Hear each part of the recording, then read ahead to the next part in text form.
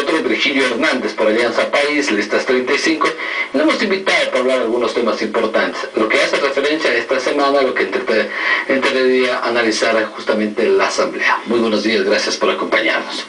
Bueno, el primer tema que ha generado en el país, que continúa siendo polémico, para unos que se archiva, para otros que hay que analizarlo nuevamente, hay que buscarlo, verlos. Otro piensa en el veto del presidente en ese tema, aunque el presidente ha mencionado que no tiene mayor importancia para él, sin embargo es un tema de preocupación. En fin, desde el punto de vista de los asambleístas, que han sido los que más se han reunido para hablar de este tema, ¿cómo se está tratando? Bienvenido. Ley de Comunicación. Muy buenos días, un gusto. Mire, yo ya realmente no tengo ninguna sorpresa respecto a los argumentos que la oposición pueda desarrollar para que esta ley no se apruebe. Si usted mira, desde hace 2 años son una serie de pretextos que lo único que pretenden es evitar que la Asamblea Nacional pueda tratar y pueda aprobar esta importante y fundamental ley. Hace algunas semanas se señalaban que algunos elementos por los cuales el país no podía, y la Asamblea no podía aprobar esa ley. Se decía, por ejemplo, que existía en el proyecto de ley de alguna forma una intención de controlar las redes sociales. Ahora el proyecto dice claramente que no. ¿Sí? Se decía que no hay claridad en los principios y que eso de alguna manera permite una censura previa. De igual forma, respecto de las normas deontológicas, del deber de cada uno de los medios. Ahora eso está absolutamente claro, que cada uno de los medios tiene que darse su propio código de ética. Se decía luego que a través del proyecto se pretende establecer mecanismos de censura previa, e incluso se llegó a decir que no había garantía para el secreto de la fuente por parte de los comunicadores. Ahora eso está absolutamente claro. Se señalaba de igual forma el tema de la responsabilidad ulterior. Ahora en la ley está claro que hay en el país, conforme a la Constitución, conforme a los tratados internacionales de derechos humanos, libertad de expresión. Pero todos, no solo los comunicadores, todos tenemos responsabilidad por aquello que decimos y que afirmamos. Luego se decía que el Consejo de Regulación es un consejo gobernista. Ahora hay un consejo con un representante del Ejecutivo. Todo esto son... Pero ellos se afines al gobierno. Es el Consejo de Regulación. Pero es que esto me parece... Ahí es lo que está... Mire, fallando. Es que ya no hay, le vuelvo a señalar, no crea por favor en estos argumentos que le señalan y que le dicen. Antes decía que de los 7 miembros, 3 iban a ser del gobierno. Ahora hay uno del Ejecutivo, uno representante de los gobiernos autónomos descentralizados. Ya. Ahora el tema es que ahí existe mayoría también del movimiento país. No podemos desvirtuar alcaldes que fueron elegidos por el voto popular porque sean de tal o cual fuerza política. Hay un representante por los gobiernos autónomos descentralizados y sin embargo se dice que es equivocado. Que hay un representante por los consejos de igualdad. Mire, el principal problema de este país todavía sigue siendo, o uno de los principales problemas, la discriminación.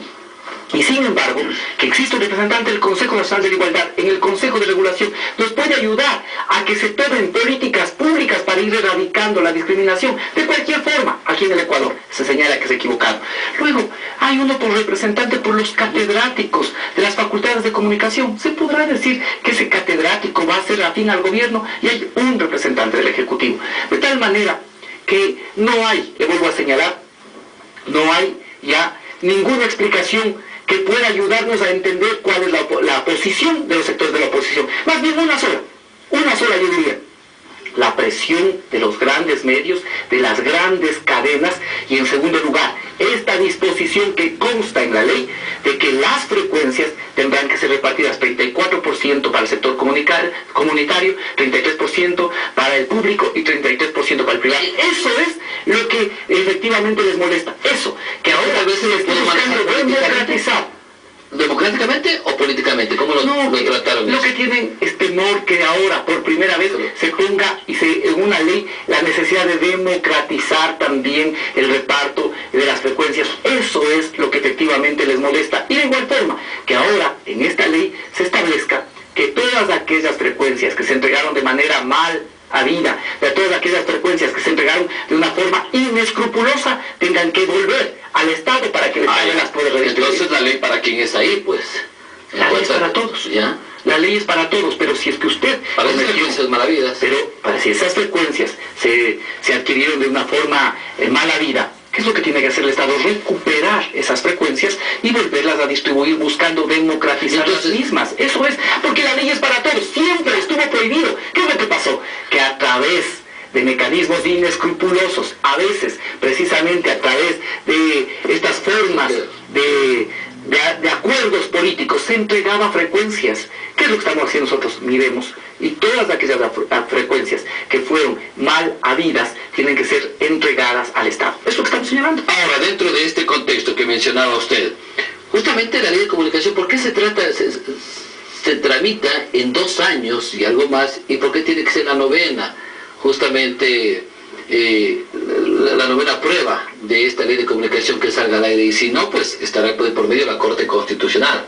Mire, porque esto da cuenta precisamente del importante debate en la Asamblea, que el proyecto de ley sea el noveno borrador, como dicen, que es el que se va a votar, y aún el ponente ha señalado que recogerá algunos cambios y que también los presentará en un proyecto, demuestra el debate parlamentario. Si usted mira cuál fue el proyecto inicial o cuáles fueron los proyectos iniciales y cuál es el proyecto final, se va a dar cuenta los importantes avances. En esta ley se garantiza la libertad de expresión, pero al mismo tiempo la responsabilidad ulterior. En esta ley se pone por encima los derechos de los ecuatorianos y ecuatorianas. Vean lo que nos decía el último censo del INEC, conjuntamente realizado con la Comisión de Transición de los Derechos de las Mujeres, que el 67% de las violencias que sufren las mujeres los sufren al interior de los propios hogares. ¿Qué pasa con esas mujeres y los hijos de esas mujeres que son revictimizados a veces por los medios? Y el acuerdo firmado en el 2009, el 17 de diciembre, ¿qué pasó con eso? El acuerdo está absolutamente respetado. El acuerdo se respeta en su integridad. Nosotros honramos la palabra. Y en este acuerdo, en este proyecto de ley, se respeta la libertad de expresión, se prohíbe y se sanciona, se establece sanciones a quienes, cualquier funcionario público que violente esta libertad de expresión o que establezca cualquier forma de censura previa. Este es un proyecto de ley que pone por delante los derechos de los ecuatorianos y ecuatorianas, pero eso es lo que algunos no quieren. Algunos prefieren ser abogados, defensores de los grandes. Pero también se han enamorado de lado, porque está de por medio los votos, y los votos al parecer no los hay en la Asamblea. Están dependiendo de 16, 17 independientes. No, mire, yo creo que aquí las cosas están absolutamente claras. Además, le tengo que decir, los grandes medios, las grandes cadenas en estos días están contando cada uno de los días y cada uno de los votos, presionando, persiguiendo a cada uno de los asambleístas de tal manera de que puedan ejercer una forma de presión para impedir que se apruebe esta ley. Mira, yo no confío, no tengo ninguna confianza en que los sectores de la oposición, en que aquellos que por encima de los derechos ciudadanos se han convertido en abogados de los medios, no tengo ninguna confianza de que vayan a permitir aprobar esta ley. Yo sí, les hago un llamado de atención, les hago un pedido a los sectores políticos que han venido permanentemente coordinando con el Movimiento País, que no se dejen presionar por los medios, que no se dejen presionar por aquellos que tienen... ¿Hay presiones del agregado? Hay presiones sobre todo de quienes han impedido durante más de 2 años que se apruebe esta ley. También del país para que apoyen y respalden el proyecto. Públicamente lo estoy señalando, públicamente, aquellas fuerzas políticas que han venido trabajando y con las que hemos venido articulando, con diferencias que son propias de la política, pero que hemos venido trabajando. Ahora yo les pido que pongan por encima de estos intereses y de la presión de los grandes medios, de esa presión para que les inviten, para que no les inviten, para que les dejen invitar, para que les invisibilicen, pero encima de esa presión, que pongan los intereses de la ciudadanía. Esta ley no es en beneficio del gobierno que usted ha señalado. El presidente de la República ha dicho más de una vez, no tengo interés en que esta ley se apruebe o no, pero sí es en beneficio de la sociedad ecuatoriana, de la sociedad que requiere que sus derechos se pongan por encima de los intereses de quienes han estado acostumbrados a hacer y a decir, y a desdecir con la dignidad humana sin que puedan también ser llamados de atención. ¿Y qué le trae a la mente la Corte Constitucional en caso de que la Asamblea no apruebe? Sí. Y la sanción a los asambleístas también que estén en contra. Este es otro camino que está previsto en la Ley de Garantías. Pero no sería malo llegar a ese, ¿no? Yo por lo menos espero que la Asamblea tenga la posibilidad y la capacidad de aprobar en la Asamblea. Sí, la Corte Constitucional tiene una prerrogativa de emitir proyectos de ley de forma emergente, bajo ciertas circunstancias y bajo cierto procedimiento, que quizá algún momento podemos analizarlo, pero yo por lo menos ahora no quiero mirar ese escenario. Creo que la Asamblea tiene que cumplir con sus obligaciones. La Asamblea fue elegida para hacer leyes. La consulta popular también nos mandó que podamos hacer un consejo de regulación que diferencie claramente entre la actividad comunicacional y otras actividades económicas. Creo que ahora a la Asamblea le toca cumplir. Yo no barajo otro escenario. Yo espero que el 10, como ha sido convocado por el presidente de la Asamblea, podamos votar esta ley y ojalá no sea el pase lo que pase, sino ojalá podamos aprobar esta asamblea, que es en función de los derechos, para precautelar los derechos que tenemos todos los ecuatorianos y ecuatorianas por encima de los grandes intereses de las grandes cadenas comunicacionales. Recuerde que también esa marcha realizada el 22 de marzo también era por aquello, justamente nos da la interpretación que más era el reclamo hacia la asamblea que al propio ejecutivo, principalmente por la demora en ley, la ley de aguas y también este tema de la ley de libertad de expresión, de cómo se estaba manejando o construyendo en la propia asamblea. Yo le pido a usted y le pido a la ciudadanía que revise precisamente que uno de los puntos del mandato era aprobar una ley de comunicación que establezca el 34% para el sector comunitario, el 33% para el sector privado y el 33% para el sector público. Eso ya está en el proyecto de ley. Por lo tanto, ahora hay que ver a los legisladores de Pachacuti y de MPB si son capaces de cumplir con lo que sus bases les plantearon en su mandato, en el mandato que entregaron a la Asamblea, consta ese punto. O si también van a cumplir este rol de abogados de los grandes medios y van a impedir que el pueblo ecuatoriano cuente con esta ley. Ahora hay que verles. Hicieron un planteamiento, pusieron un mandato para la Asamblea. Ahora hay que ver si son consecuentes y votan por eso, o al mismo tiempo se demuestra con claridad a quiénes sirven y en función de qué interesan trabajar.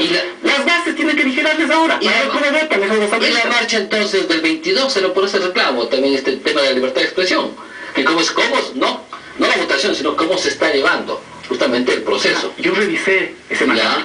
Uno de los puntos decía aprobar una ley de comunicación que establezca el 34% de las frecuencias del sector comunitario, 33% para el público, 33% para el privado. Eso ya está en el proyecto. Ahora hay que ver si son consecuentes y votan, o si más bien le hacen el juego a los sectores políticos de la derecha, de la oposición y a los grandes medios y votan por el archivo o dejan sin la posibilidad de que esa ley sea aprobada por la Asamblea. Vamos a verles, vamos a estar vigilantes para ver si tienen alguna coherencia o siguen actuando básicamente con los sectores de la oposición y la derecha en este país. Ahora, asambleísta Hernández, son varios temas luego de esa marcha que se dio por parte de sectores indígenas, sociales y políticos, y dentro de ese proceso también tuvieron que ver a muchas leyes que se quedaron pendientes en la Asamblea. ¿Cómo van a ir desarticulando? ¿Cómo van a ir dando el tratamiento de esas leyes? Pongo el tema de ley de aguas mismo. Son leyes que tienen que ser tratadas. Estamos en la ley de recursos hídricos, a la ley de aguas, tenemos que realizar la consulta prelegislativa. Esa consulta prelegislativa tiene dos vías para hacerse. La una, en estos momentos el Ejecutivo está analizando lo que sería, por mandato de la Corte Constitucional, la posibilidad de veto a la Ley Orgánica de la Función Legislativa. A través de ese veto a través de esta ley, se podría realizar la consulta prelegislativa, porque la consulta prelegislativa está contenida en las reformas que se están presentando y en este momento están en análisis para el Ejecutivo. Pero la otra vía es recoger las reglas mínimas. Mira, aquí mira para que haya una incoherencia. Se dice que la Corte Constitucional no tiene capacidad de establecer una legislación de emergencia. Sin embargo, para la consulta prelegislativa está vigente unas normas básicas que estableció la Corte Constitucional. Y eso es precisamente lo que se puede aplicar. De tal manera que ahora se puede desarrollar la consulta prelegislativa para la ley de aguas y ojalá lograr aprobar esta ley en este mismo año. Hay otros temas fundamentales como la ley de tierras. La ley de tierras es otra también. Un tema fundamental. Sí, a ver, pero aquí distingamos las cosas. Fue un planteamiento, una consigna, pero no es que en esa marcha se presentó ninguna propuesta. Más bien, fueron las organizaciones de la red agraria, en las que participan organizaciones como la FENOCIN, la Coordinadora Campesina Loya Alfaro, las que entregaron 2 días antes una propuesta de ley para conocimiento de la Asamblea. Y entiendo que hay 4 o 5 propuestas adicionales de legisladores. Eso la comisión tendrá que recoger y ojalá también podamos tener una ley de tierras. Yo creo que esos temas son fundamentales. Si hablamos de que hay necesidad de avanzar en la redistribución en este país, es fundamental también avanzar en una ley de tierras, en una ley de aguas que también ayude a construir mayor justicia en el campo ecuatoriano. Muy bien, quiero hacer la presencia de Virgilio Hernández, asambleísta por Alianza País Listas 35. Varios temas importantes hemos analizado, hemos topado, sobre todo lo que tiene que ver al tema de la ley de comunicación. Gracias por acompañarnos en